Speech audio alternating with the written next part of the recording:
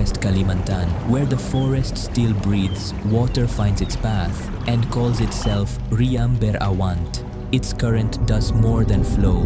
It carries stories of stones that endure, of time patiently shaping the land. Every splash is a voice of life, every rush a symbol of strength. Here, nature speaks without words. Water falls from the heights, creating a rhythm only felt by those who come with open hearts. Before the waterfall, movement rises from ancestral roots. Step by step, the Dayak dancer becomes one with nature, not to conquer it, but to honor it. Draped in Dayak Tarap/Kupuak traditional attire, identity comes alive.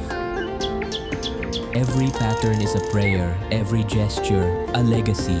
This is a Dayak creative dance of West Kalimantan, a tradition that lives and moves with time.